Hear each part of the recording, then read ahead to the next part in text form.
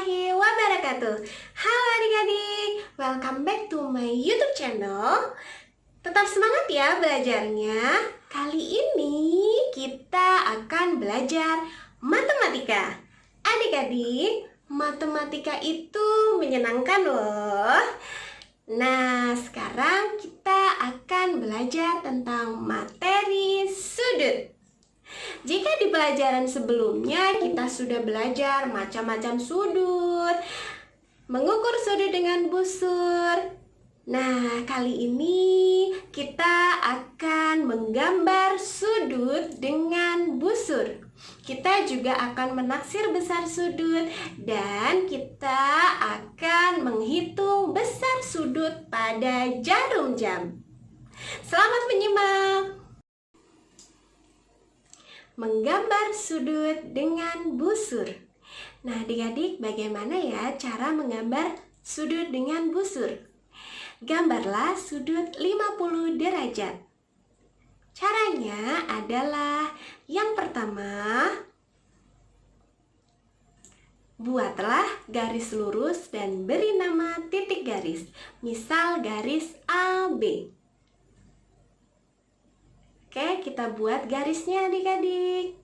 Yuk, kita bareng-bareng ya. Adik-adik bisa mempraktikannya di rumah.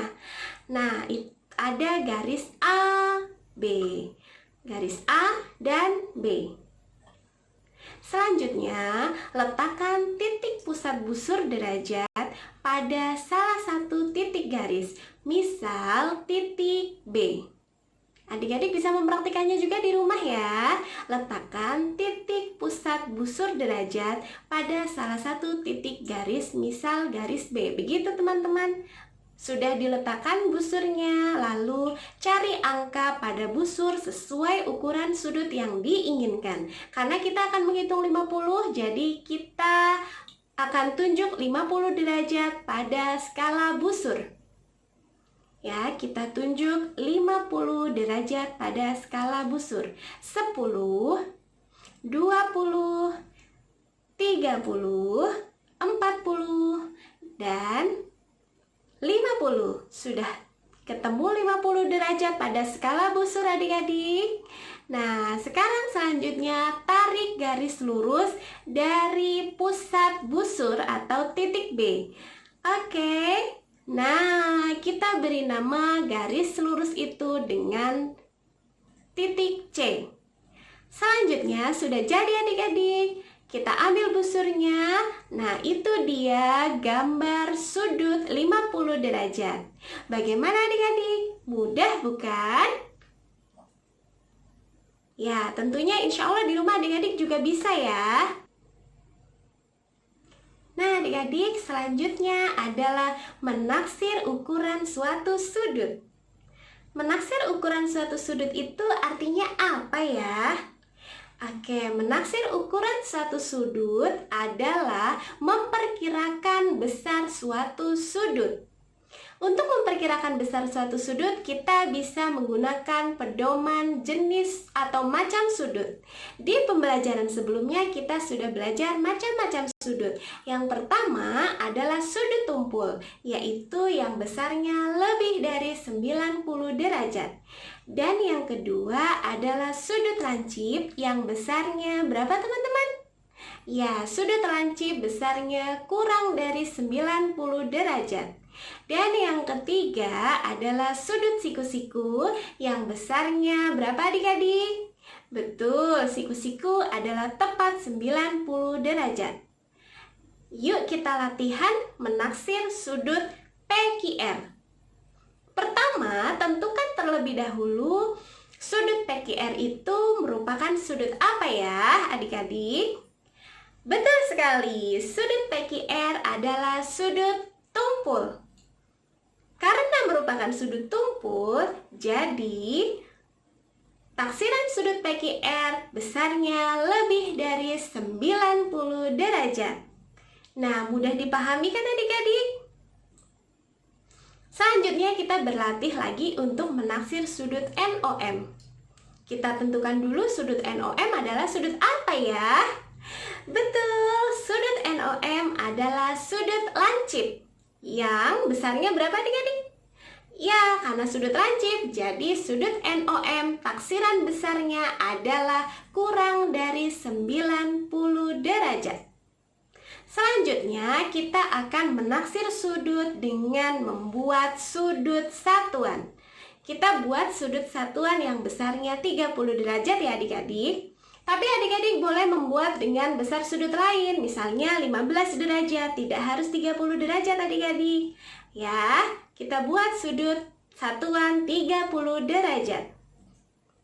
Oke, begini adik-adik, sudut AOB itu besarnya 30 derajat. Selanjutnya adalah dengan menjiplak sudut satuan ke sudut yang akan ditaksir besarnya. Dijiplakan adik-adik, dimasukkan. Nah, sekarang contohnya taksirlah besar sudut di samping. Di situ ada sudut AOB yang akan kita taksir besar sudutnya menggunakan sudut satuan 30 derajat. Oke, kita jiplakan adik-adik ke sudut AOB, sudut 30 derajatnya. Begini caranya, kita masukkan ke sudut AOB.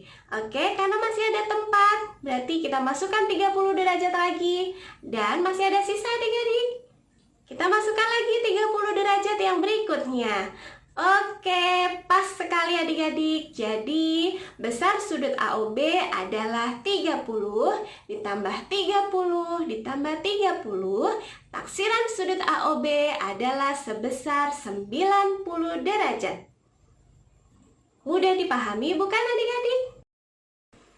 Nah, berikutnya besar sudut pada jarum jam. Ya, kita akan belajar menghitung besar sudut pada jarum jam. Kita lihat adik-adik, di situ ada perputaran jarum jam.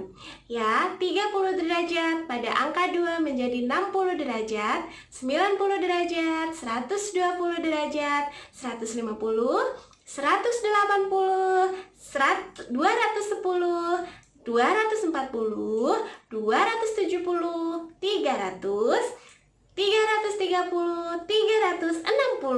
Adik-adik, itu artinya satu putaran penuh pada jarum jam besar sudutnya adalah 360 derajat. Nah, besar sudut yang dibentuk oleh jarum jam untuk setiap perpindahan satu angka berarti besarnya berapa adik-adik? Betul, 30 derajat. Kakak ulangi. Besar sudut untuk setiap satu kali perpindahan jarum jam besarnya adalah 30 derajat. Ya, jadi total keseluruhan dalam satu kali putaran penuh besar sudutnya adalah 360 derajat. Selanjutnya kita akan berlatih bagaimana cara mengukur sudut pada jarum jam. Tentukan besar sudut terkecil yang terbentuk dari pukul 4. Begitu gambarnya adik-adik. Caranya yang pertama kita hitung berapa angka perpindahan pada jam. 1, 2, 3, 4. Ada 4 perpindahan adik-adik. Jadi, besar sudutnya adalah 4 kali 30 derajat. Karena setiap satu perpindahan adalah 30 derajat. Jadi, apabila ada 4 perpindahan, maka 4 kali 30 derajat sama dengan 120 derajat. Sekian dulu pembelajaran hari ini. Nantikan video pembelajaran selanjutnya. Thank you for watching. Semoga bermanfaat. Wassalamualaikum warahmatullahi wabarakatuh.